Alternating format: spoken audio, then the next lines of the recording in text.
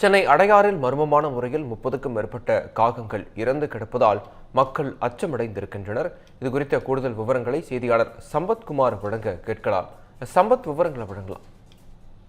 வணக்கம் விக்னேஷ்.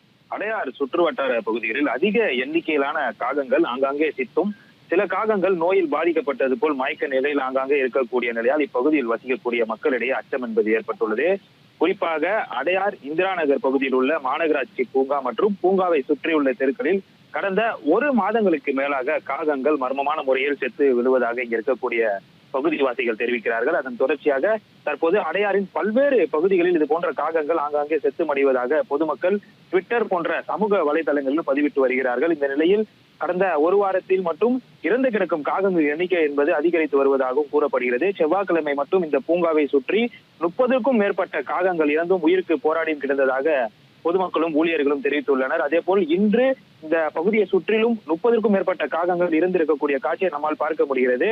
அதே போல இங்க இருக்கக்கூடிய பூங்கா ஊழியர்கள் நம்மிடையே பேசும்போது காகங்கள் உடனடியாக இறக்காமல் 1 நாள் வரை தரையில் விழுந்த நிலையிலே இறந்த பின்னர் உயிரிழப்பதாகவும் கூறுகிறார்கள். அதே போல் நம்ம நேரடியாக அந்த களத்திற்கு சென்று இந்த பூங்காவை சுற்றியுள்ள பகுதியில் செய்தி சேகரிக்க சென்ற போது ஆங்காங்கே காகங்கள் இறந்து கிடந்த அவலமான ஒரு நிலையும் பார்க்க முடிந்தது.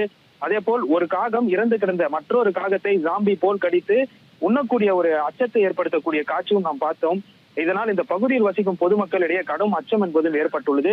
இந்த நிலையில் கடந்த 1 மாதத்திற்கு மேலாக இந்த நிலை நீடித்து வந்த நிலையில் இந்த பிரச்சனை தீவிரமடைய துவங்கியதால் இங்கு இருக்கக்கூடிய பொதுமக்கள் பலமுறை மாநகராட்சி அதிகாரிகளும் முறையிட்ட நிலையில் இன்று நேரடியாக அந்த பூங்கா மற்றும் அடையார் இந்திரா நகரை சுற்றியுள்ள பகுதிகளுக்கு ஆய்வு மேற்கொள்ளப்பட்டு இறந்து கிடந்த காகங்களின் மாதிரிகளை சேகரித்து ஆய்வுக்காக தமிழ்நாடு வெட்டினரி மருத்துவமனைக்கு அனுப்பி வைத்துள்ளனர்.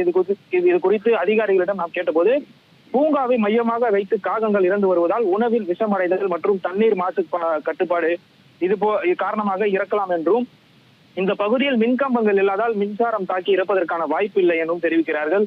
மேலும் அடையாற்றின் பிற பகுதிகளிலும் இதே போன்ற சம்பவங்கள் நிகழ்ந்துள்ளதால் வைரஸ் தொற்று காரணமாக இந்த காகங்கள் இறந்திருக்கலாம் என்ற சந்தேகம் எழுந்துள்ளது. உயிரிழந்த காகங்கள் ஆய்வறிக்கை இன்னும் 2 நாட்களில் வெளியாகும் என அதிகாரிகள் தெரிவிக்கிறார்கள். இதற்கிடையில் பொதுமக்கள் யாரும் காகங்களை கையால் தொட வேண்டாம் எனவும் கால்நடைத்துறை எச்சரிக்கை விடுத்துள்ளது. அதே போல் சென்னையில் வேற ஏதாவது பகுதிகளில் இது போன்ற காகங்களோ அல்லது மற்ற பறவைகளோ நோய் தொற்றுக்கு உள்ளாகும் பட்சத்தில் இது குறித்தும் அதிகாரிகளுக்கு தகவல் தெரிவிக்கும்படி அறிவுறுத்தப்பட்டுள்ளது. இந்த மர்மங்களுக்கு உடனடியாக தீர்வு காண வேண்டும் என அடையார் வாசிகள் கோரிக்கை விடுத்துள்ளனர். விக்னேஷ்,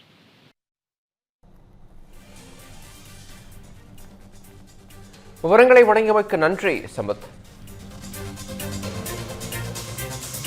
இந்த பண்டிகை நாட்களை முன்னிட்டு வில்லா மனைகளை முன்பதிவு செய்து ஸ்டாம்ப் டியூட்டியில் 50% வரை தள்ளுபடி பெறுங்கள். Premium villa plots across Tamil Nadu from 4.5 lakhs to 3 crores.